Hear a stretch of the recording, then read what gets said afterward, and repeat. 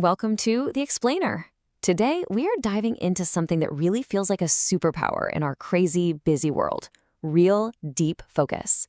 We're going to explore how you can get your most important work done, even when it feels like a million things are trying to pull you in different directions. So let me ask you something right off the bat. Have you ever had one of those days? You know the one. You're running around all day, you're answering texts, you're in meetings, but at the end of it, you look back and think, what did I actually get done today?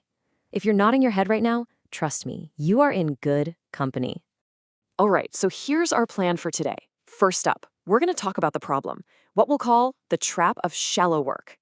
Then we'll get to the solution, the incredible power of deep work. We'll also touch on how to find that amazing mental state of flow, then get super practical with how to design your day, and finally, we'll wrap up with your very own deep work toolkit. Okay, let's jump right in. Section 1, the trap of shallow work. Now, why do we call it a trap? Well, because it feels productive, it looks like you're working hard, but it's secretly holding you back from doing the work that really moves the needle. So, what is shallow work exactly? Well, the official definition says it's non-cognitively demanding. What does that mean in plain English? It's the easy stuff. It's the work that doesn't take a lot of brain power. Think answering quick emails, scrolling through social media, you know the drill. You can basically do it on autopilot while you're distracted. And this really says it all, doesn't it? Look at that difference.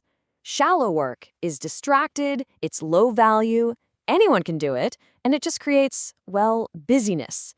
Deep work, though, that's where the magic happens. It's focused, high value, hard to replicate, and it creates actual, real progress.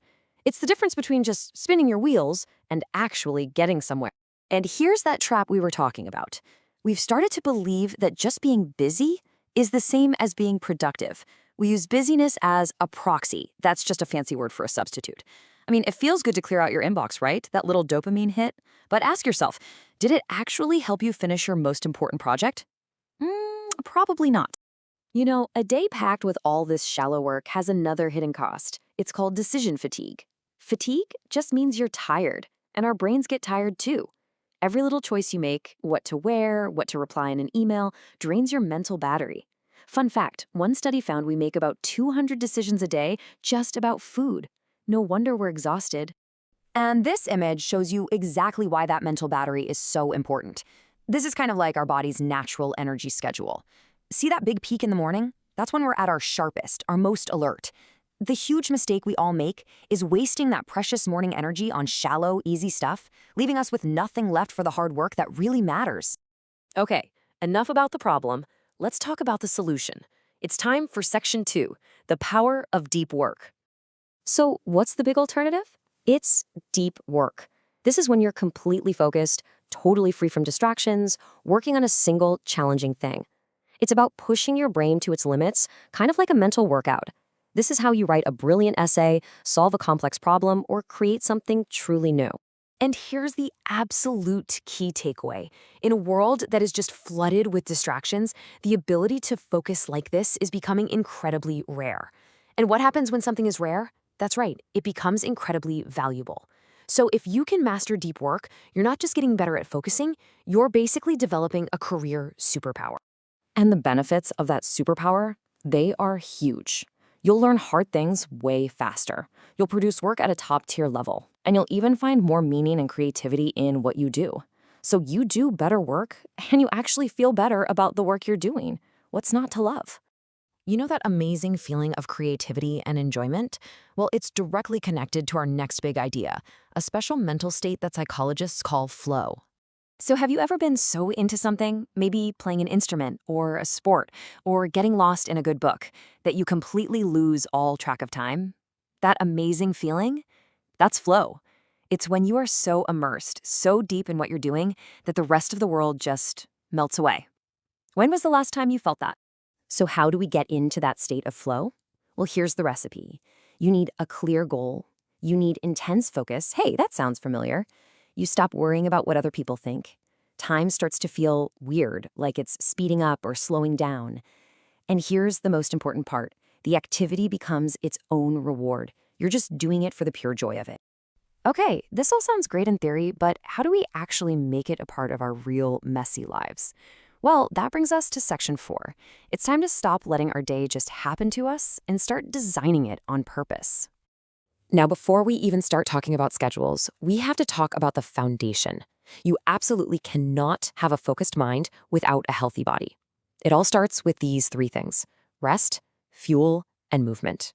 I want you to think of these as non-negotiables. They're not luxuries, they're the essential building blocks for a productive life. A really great way to structure your day comes from an author named Donna McGeorge. She says to think of your day in 4 blocks. The first 2 hours are for being proactive. Proactive just means you act first. You decide what's important. This is when you use that peak morning energy to work on your number 1 most important thing for the day. No exceptions. The next block of time is for being reactive. This is when you react and respond to the outside world.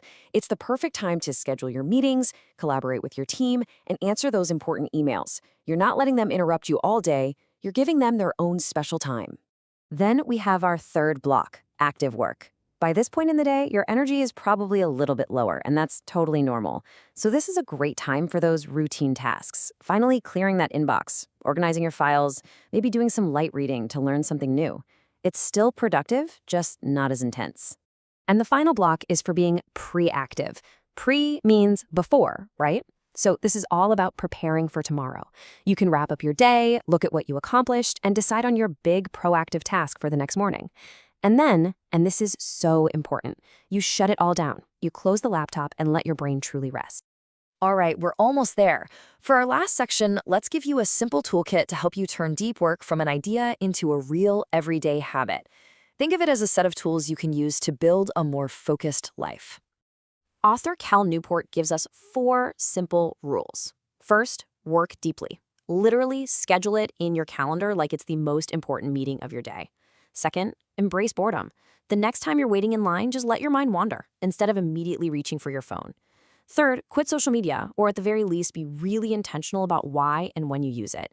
And finally, number 4, drain the shallows. Actively hunt for those low-value tasks and get them out of your life. So I'll leave you with this one final thought. You don't have to change your entire life overnight. Just think about this. What is one small, shallow task that you can do less of tomorrow? Just one, because making that one small choice is the first real step to unlocking this focus superpower for yourself.